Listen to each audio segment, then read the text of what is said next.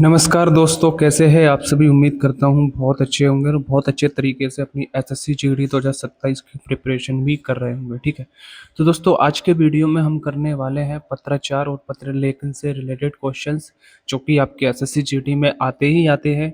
कम से कम हर शिफ्ट में आपको 1, 2 और 2 से 3 मार्क्स तक देखने को मिल जाते हैं। ठीक है, इसलिए इसको भी करना बहुत ज़्यादा ज़रूरी होता है। और आज का ओनली इस वीडियो के माध्यम से 1-2 नंबर आप पक्के कर लोगे। ठीक है, जो मोस्ट क्वेश्चन है मैं सारे करवा दूंगा इसमें। पत्रचार और पत्र लेखन से किस तरीके के क्वेश्चंस आते हैं, कौन कौन सी टाइप्स बनती है, ठीक है, सब कुछ बताऊंगा। वीडियो अच्छा लगे तो लाइक करना, शेयर करना एंड चैनल को जरूर सब्सक्राइब कर लेना और अपने दोस्तों के साथ में जरूर इस वीडियो को शेयर करना। ठीक है दोस्तों, तो चलिए दोस्तों बिना देरी के हम करते हैं स्टार्ट। तो क्वेश्चन हमारा पहला है, सामान्यतः पत्रों को मुख्य रूप से कितने भागों में विभाजित किया जाता है। मतलब टाइप्स बताना है, जो पत्र होते हैं उनकी टाइप्स कितनी प्रकार की होती है। तो इसका राइट आंसर हो जाएगा दोस्तों ऑप्शन ए। कितने प्रकार के होते हैं पत्र? 2 प्रकार के। कौन कौन से होते हैं?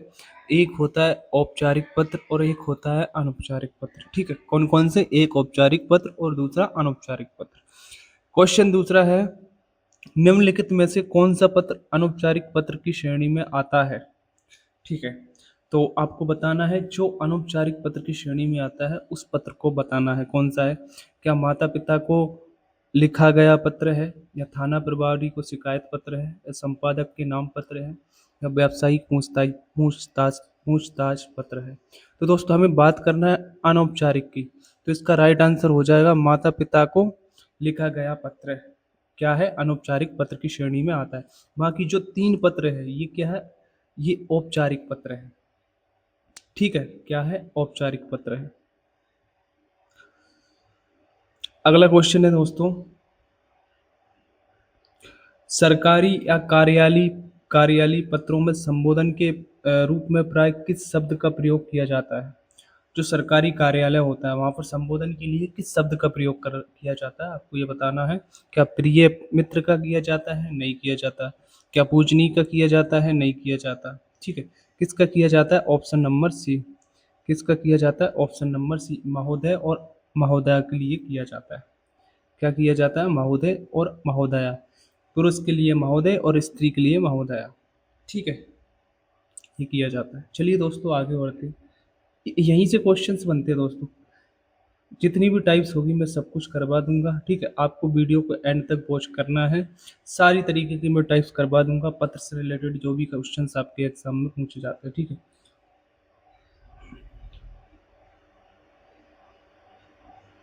चलिए दोस्तों आगे बढ़ते हैं हम चौथे क्वेश्चन की तरफ।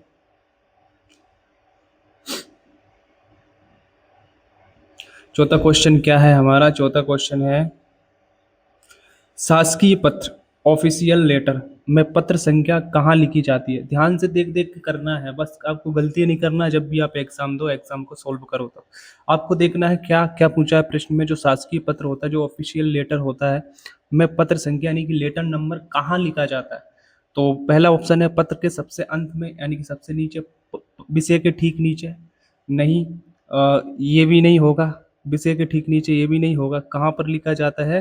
पत्र के शीर्ष यानी कि सबसे ऊपर लिखा जाता है पत्र की संख्या, ताकि उस चीज का हम रिकॉर्ड रख सके। कहाँ पर लिखा जाता है? नोट कर लेना, ऑप्शन नंबर सी इसका करेक्ट आंसर हो जाएगा। पत्र के शीर्ष सबसे ऊपर लिखा जाता है लेटर नंबर। ठीक है, अगला है, पत्र में विषय यानी कि सब्जेक्ट का उल्लेख किस प्रकार के पत्रों में अनिवार्य होता है। सब्जेक्ट का मतलब जिसमें लिखना जरूरी होता है, कौन सा पत्र है? क्या वो व्यक्तिगत पत्र है, या वो अनौपचारिक पत्र है, क्या वो औपचारिक कार्यालयीय पत्र है, या बधाई पत्र है। ठीक है, तो इसका राइट आंसर हो जाएगा दोस्तों औपचारिक कार्यालयीय पत्र। ठीक है, ये हो जाएगा। ठीक है, कौन सा? Option number C. देखो दोस्तों, सब्जेक्ट की जरूरत कहाँ पर पड़ती है? जो औपचारिक पत्र होता है, जैसे कि हम स्कूल में देते हैं, स्कूल के अलावा कॉलेजेस में देते हैं, किसी डीएम को देते हैं, तो वहां पर विषय लिखना जरूरी होता है ना। अगर यही अनौपचारिक पत्र होता तो इसमें विषय की इतनी नीड नहीं थी। ठीक है, अगला क्वेश्चन है दोस्तों, जब किसी पूर्व में भेजे गए पत्र का उत्तर प्राप्त नहीं होता, ठीक है, तो याद दिलाने के लिए भेजे जाने वाले पत्र को क्या कहते हैं। मान लीजिए कि आपने किसी को पत्र भेजा है और वहां से रिप्लाई अभी तक नहीं आया है, तो उसके बाद में आप क्या करोगे? तो क्या सर्कुलर जारी करोगे, पत्र परिपत्र करोगे, अनुस्मारक करोगे, अधिसूचना करोगे, ज्ञापन करोगे, परिपत्र करोगे? ठीक है? तो ये तो 7वां क्वेश्चन है। तो इसका राइट आंसर हो जाएगा अनुस्मारक, यानी कि ऑप्शन नंबर बी। क्या आप उसको अनुस्मारक कराओगे, यानी कि रिमाइंडर, यानी कि याद दिलाओगे जो आपने पत्र भेजा था उसका। तो इसका आंसर हो जाएगा ऑप्शन नंबर बी। ठीक है, चलिए आगे बढ़ते हैं दोस्तों। अगले क्वेश्चन की तरफ, क्वेश्चन नंबर 7 पे चलते हैं।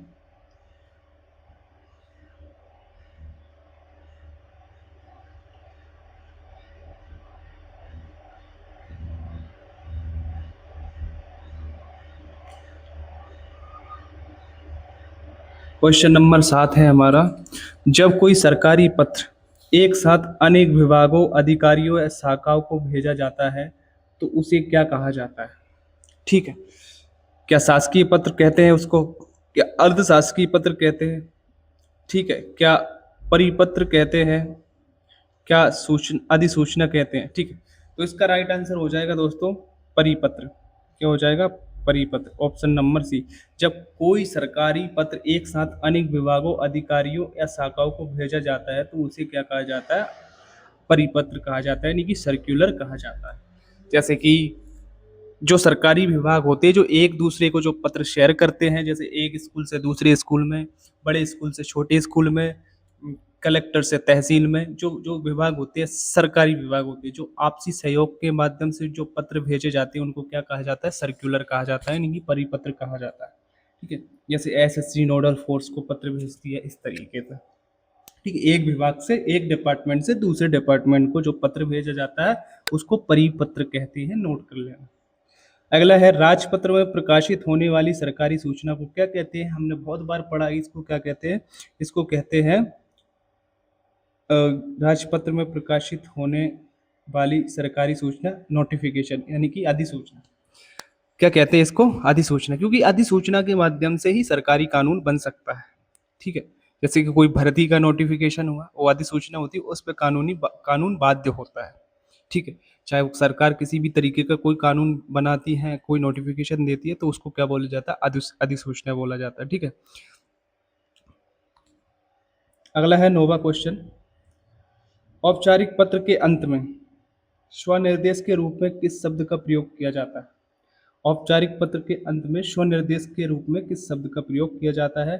तो इसका राइट आंसर क्या हो जाएगा दोस्तों? इसका हो जाएगा भवदीय और भवदीय। क्या किया जाता है? भवदीय और भवदीय। आपने जनरली देखा ही होगा। ठीक है, स्वनिर्देश के रूप में क्या किया जाता है? भवदीय या भवदीय। ठीक है, भवदीय पुरुष के लिए और भवदीय स्त्री के लिए। ठीक है, सर मैडम भी हो सकता है। ठीक है, ऑप्शन नंबर 20 का करेक्ट आंसर हो जाएगा, स्वनिर्देश के लिए। चलिए दोस्तों आगे बढ़ते हैं।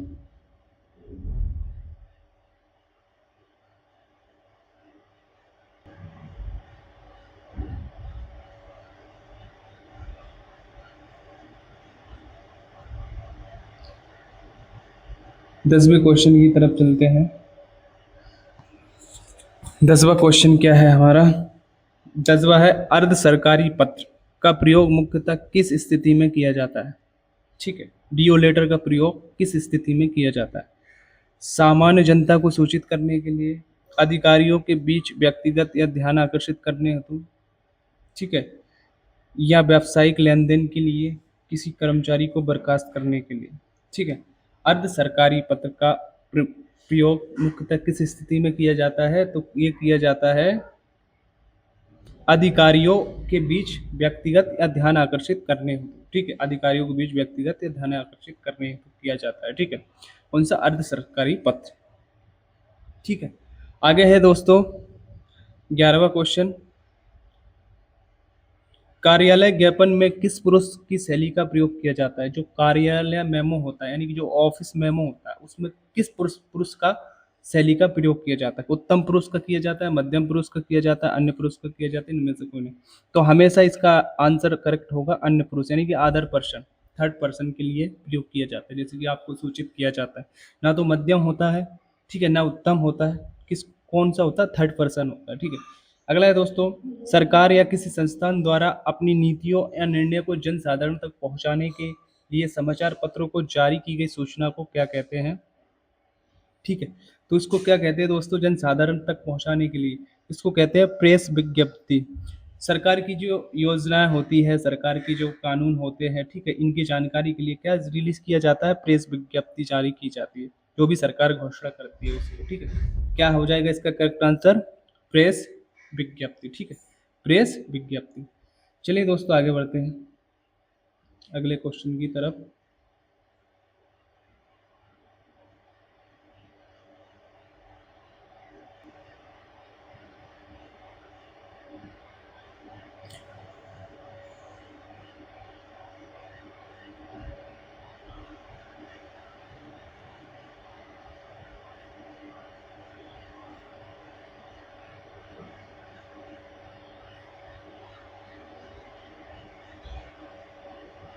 अगला क्वेश्चन है दोस्तों, किसी कार्य को कराने या सामान की आपूर्ति के लिए आमंत्रित की जाने वाली बोली दर को क्या कहते हैं? आपने बहुत जगह सुना होगा, ठीक है, इस प्रकार के शब्द को। तो इसको क्या कहते हैं? अधिसूचना कहते हैं? नहीं कहते। टेंडर निविदा कहते हैं? ज्ञापन कहते हैं? अनुस्मारक कहते हैं? तो इसका करेक्ट आंसर हो जाएगा ऑप्शन नंबर बी। क्या कहते हैं? निविदा। निविदा क्या होता है? टेंडर। जैसे कि किसी कंपनी को हायर करना, जो सरकार होती है, जैसे कि पेपर करवाने के लिए टेंडर जारी करती है, मतलब सूचना देती है अखबारों में, ठीक है, किस कंपनी को टेंडर गया है, ठीक है, मतलब उससे काम करवाने के लिए उसको सूचित किया जाता है, उसको क्या कहते हैं? निविदा कहते हैं, टेंडर कहते हैं, ठीक है। अगला है दोस्तों, किसी बैठक में हुए विचार विमर्श और निर्णयों के लिखित विवरण को क्या कहा जाता है? क्या कार्यसूची कहा जाता है? कार्यव्रत कहते हैं, प्रतिवेदन कहते हैं, आदेश कहते हैं? तो इसको ध्यान से नोट कर लेना, इसको क्या कहते हैं? कार्यव्रत। यानी कि मान लीजिए एक बैठक हुई और उसमें जो विचार विमर्श हुए और जो निर्णय हुए, उनके लिखित विवरण को क्या कहते हैं? कार्यव्रत कहते हैं, ठीक है। और कार्यसूची क्या होती है? जिस विषय के लिए या जिस विषय पॉइंटों के लिए बैठक बैठाई गई है, उसको कार्यसूची कहते हैं। यानी कि कार्यसूची में विषय पहले से बने होते हैं कि आज हमको इन टॉपिक्स पे चर्चा करनी है, ठीक है। प्रतिवेदन रिपोर्ट होता है, प्रस्तुत करना होता है। आदेश ऑर्डर होता है, ठीक है। अगला क्वेश्चन है दोस्तों, किसी बैठक के कार्य शुरू होने से पहले चर्चा के विषयों की तैयार की गई सूची को क्या कहते हैं? जो देखो मैंने आपको बताया था पहले, इसको क्या कहते हैं? इसको कहते हैं कार्यसूची, ऑप्शन ए। मतलब चर्चा शुरू होने से पहले जो विषय तैयार किए जाते हैं उसको कार्यसूची कहा जाता है, ठीक है। चलिए दोस्तों आगे बढ़ते हैं।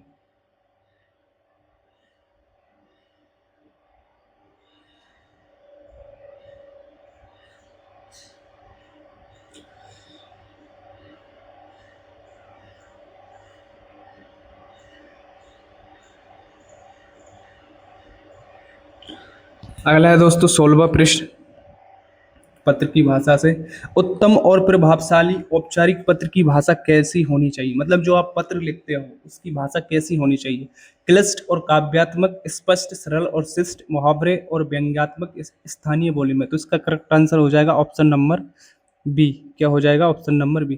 किसी भी पत्र की भाषा कैसी होनी चाहिए? स्पष्ट होना चाहिए, यानी कि सही होना चाहिए, पूरा समझ आना चाहिए, सरल होना चाहिए ताकि समझ पाए, और शिष्ट होनी चाहिए, ठीक है, यानी कि शिष्टाचार के गुण भी उसके अंदर होना चाहिए। स्पष्ट, सरल और शिष्ट। क्या होनी चाहिए? औपचारिक पत्र की भाषा। अनौपचारिक पत्र है उसमें कैसा भी चलेगा, लेकिन औपचारिक पत्र में ये तीनों गुण विद्यमान होना चाहिए। अगला है दोस्तों, बधाई पत्र या संवेदना पत्र को किस श्रेणी के पत्र में रखा जाता है? जो आप बधाई देते हो एक मित्र को, अपने मित्र को, ठीक है, अपने भाई को, किसी भी तरीके से, तो वो किस श्रेणी में आता है? वो आता है ऑप्शन नंबर बी, यानी कि अनौपचारिक और सामाजिक पत्र। किस श्रेणी में आता है? अनौपचारिक और सामाजिक पत्र। अनौपचारिक ही तो होता है जो आप अपने मित्र को लिखते हो, अपने भाई को लिखते हो, ठीक है। अगला है दोस्तों, मूल पत्र को किसी अन्य विभाग या अधिकारी को सूचनार्थ या आवश्यक कार्रवाई हेतु भेजने के लिए की जाने वाली टिप्पणी को क्या कहते हैं? ठीक है, तो इसको क्या कहते हैं दोस्तों? इसको कहते हैं पृष्ठांकन। क्या कहते हैं? पृष्ठांकन कहते हैं। किसी मूल पत्र को किसी अन्य विभाग या अधिकारी को सूचनार्थ या आवश्यक कार्रवाई हेतु भेजने के लिए की जाने वाली टिप्पणी को क्या कहते हैं? पृष्ठांकन कहते हैं, यानी कि उस चीज के लिए फोकस किया गया है, उसका केंद्र बिंदु है, ठीक है। चलिए दोस्तों आगे बढ़ते हैं।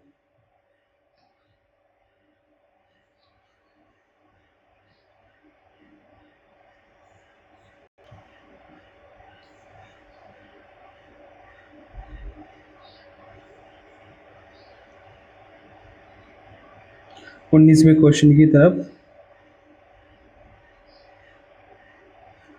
19वां क्वेश्चन है दोस्तों, यदि आपके क्षेत्र में सफाई व्यवस्था सही नहीं है, क्या नहीं है, सफाई व्यवस्था, तो नगर निगम अधिकारी को लिखा जाने वाला पत्र किस प्रकार का पत्र होगा? यानी कि आपको अपने नगर निगम अधिकारी को एक पत्र लिखना है, किस लिए? सफाई व्यवस्था सही नहीं है। तो वो जो आप पत्र लिखोगे उसको क्या कहा जाएगा? व्यावसायिक पत्र होगा? नहीं, गलत। आवेदन, शिकायती और औपचारिक पत्र, तो यही तो होगा। आप आवेदन ही तो दर्ज कर रहे हो, शिकायत ही तो दर्ज कर रहे हो, उसका correct answer option number B हो जाए। ठीक है। लास्ट क्वेश्चन है दोस्तों, छोटे भाई को लिखे जाने वाले पत्र के अंत में स्वनिर्देश क्या होना चाहिए? ठीक है, तो क्या होना चाहिए? भवदीय, आपका शुभाकांक्षी, आपका बड़ा भाई, तो क्या होना चाहिए? ऑप्शन नंबर बी होना चाहिए। ठीक है, छोटे भाई को लिख रहा हो तो यही लिखना पड़ेगा, आपका शुभाकांक्षी, आपका बड़ा भाई। ठीक है, ये होना चाहिए खुद की तरफ से स्वनिर्देश। ठीक है, तो दोस्तों आशा है आपको बहुत अच्छे तरीके से पत्र लेखन और पत्रचार के जो भी शब्दावली बनती है, जो भी डिक्शनरी बनती है, मैंने कोशिश करी है कि अच्छे तरीके से आपको समझा पाऊँ। इसी तरीके के अगर वीडियोस आप और चाहते हो, कमेंट बॉक्स में ज़रूर बताएं। वीडियो को लाइक करें, शेयर करें एंड चैनल को सब्सक्राइब करें। अब हम आगे से क्या करेंगे, कुछ इंपॉर्टेंट विलोम शब्द मैं आपको बताऊंगा, तत्सम तद्भव बताऊंगा, जहाँ से एक एक दो दो प्रश्न बनते हैं, पर्यायवाची बताऊंगा। ठीक है, तो चैनल को सब्सक्राइब कर ले और अपने दोस्तों के साथ में ज़रूर शेयर कर दे। मुझे बहुत अच्छे तरीके से पता है एसएससी जीडी का पेपर कैसा आता है, किस तरीके का लेवल आता है। अगर हिंदी में 20 में से 20 चाहिए तो चैनल को सब्सक्राइब करें। बाकी अगर आपका रिस्पॉन्स अच्छा रहता है तो हम और दूसरे प्रैक्टिस सेट भी लाएंगे, जैसे कि मैथ्स है, रीजनिंग है। ठीक है, ये वाले और लेकर आएंगे। ठीक है, जय हिंद, जय भारत। मिलते हैं नेक्स्ट वीडियो में, तब तक के लिए पढ़ते रहिए, खुश रहिए, मस्त